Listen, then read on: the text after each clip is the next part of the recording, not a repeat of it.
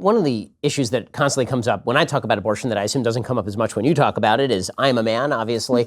You're a woman. I feel safe assuming your gender since you're currently having a baby. Well, you know, that doesn't do a lot today, actually. That's fair. But with that said, one of the chief arguments that's used by the pro-choice left is the idea that if you're not a woman, you don't get to speak out on this. Of course, if you're a pro-life woman, you also don't get to speak out. But why do you think this has become such a feminist nostrum that the movement in favor of abortion is a pro-women movement, as opposed to a movement that is dedicated to the destruction of a child? Like, well, why has it become that there is such a supposed gender gap in this area? It's crazy. I mean, you have the sexual revolution, and that happened mid-century, this last century, and then you have the so-called women's rights advocates who were doing important work in the first part of the 20th century. I mean, they were making sure that we were treated equally under the law. They were making sure before that we had the right to vote.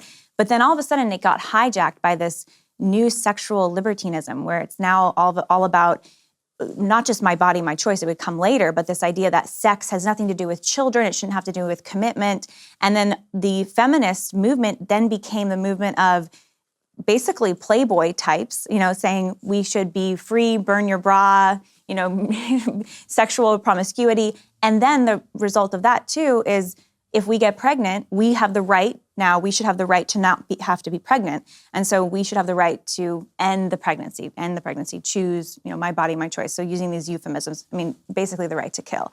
So this crazy thing happened where instead of feminism being what it was designed to be, which is make sure that we have equal treatment under the law with men, and we're seen as equal partners, which we are, it became this new thing of a complete deconstruction of what it really is to be a woman, and an attack on our own dignity and our children. All of a sudden, we became at war with our children. So it's absolutely crazy to me that the so-called women's rights groups today are the ones that are fighting for killing our own children, which is antithetical to every protective instinct in a woman and the most noble instincts in a woman or a man, which is to care for those that are more dependent and care for those who are weaker.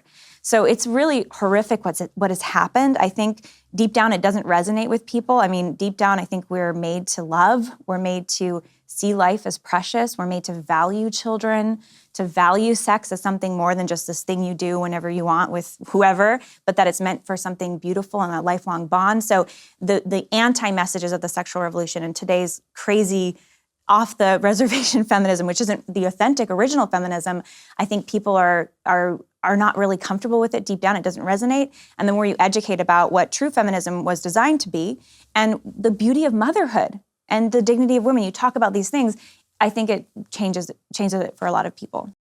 Facts don't care about your feelings, and it's a fact that The Ben Shapiro Show is the largest conservative podcast in the nation. Be sure to hit the subscribe button and stay up to date on all of our content.